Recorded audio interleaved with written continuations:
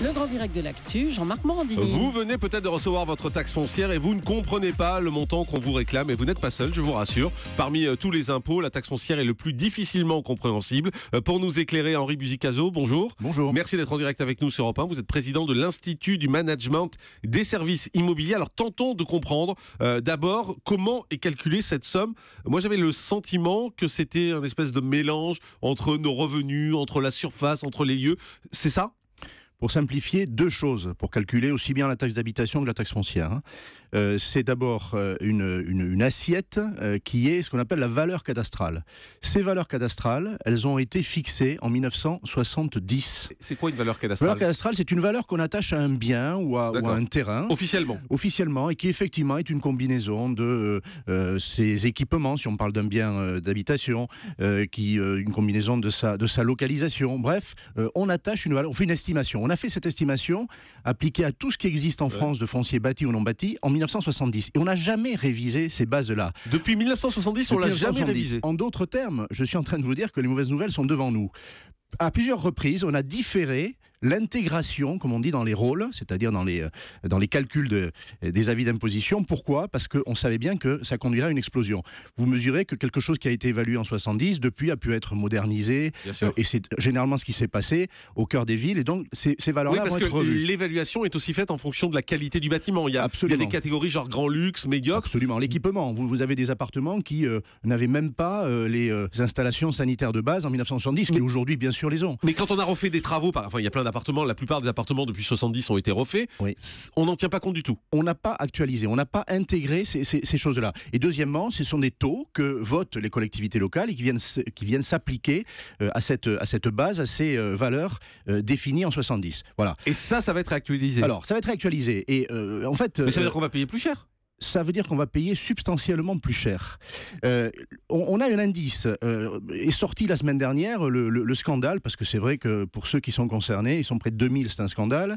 Des terrains constructibles en zone tendue ont fait l'objet de taxes foncières qui sont arrivées dans les boîtes aux lettres de environ 2000 contribuables, avec des coefficients multiplicateurs de 5, 10, voire plus. Pourquoi ? Parce que dans ces zones-là, il a été décidé, il y a un an, par le Parlement, de combiner une actualisation des bases cadastrales. On l'a donc fait pour quelques biens, et puis bien sûr les taux votés par les collectivités. Et ça donne quoi ?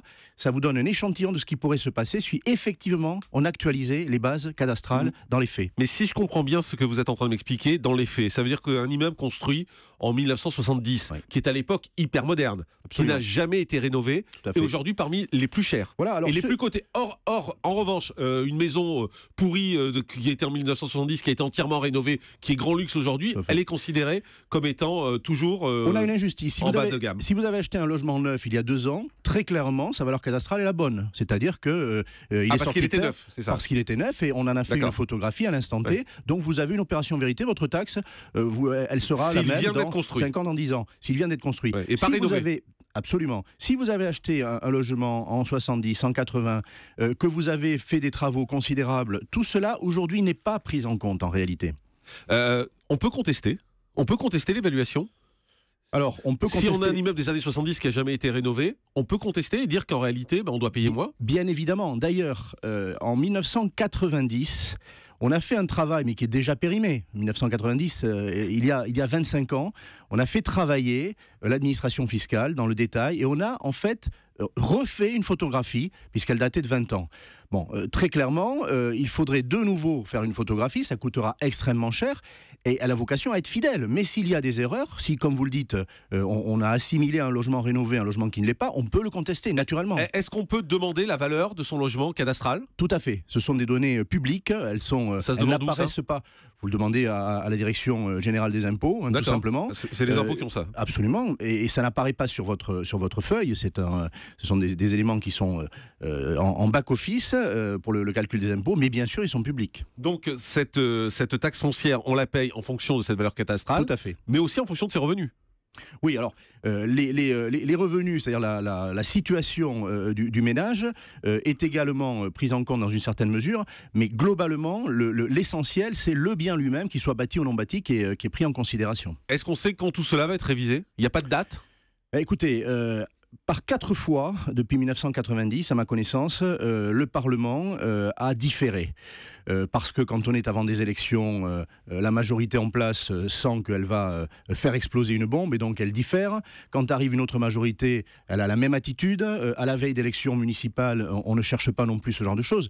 Pour l'instant, on a préservé les contribuables français des conséquences de ce que serait une révision préserver, ça cadastrale. veut dire que s'il y a une révision, vous êtes convaincu que globalement, quasiment tout le monde va payer plus cher. C'est certain.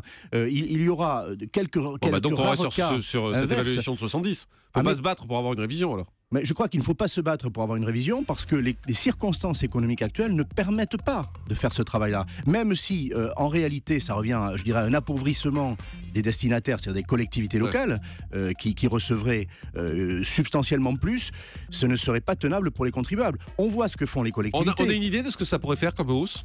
Écoutez, en 2015, le Forum pour la gestion des villes vient de faire une photographie. On aura pris 1,8% d'augmentation des taxes foncières et d'habitation.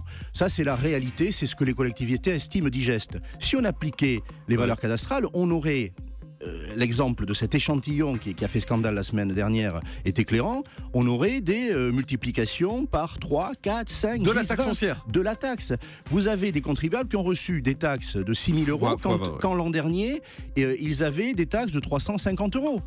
Donc c'est ça la vérité. Bon, touchons à rien. Merci Henri Buzicazo d'avoir été avec nous, président de l'Institut du Management et des Services Immobiliers. On a mieux compris comment tout cela était calculé. Dans un instant, le dernier mot de l'actu.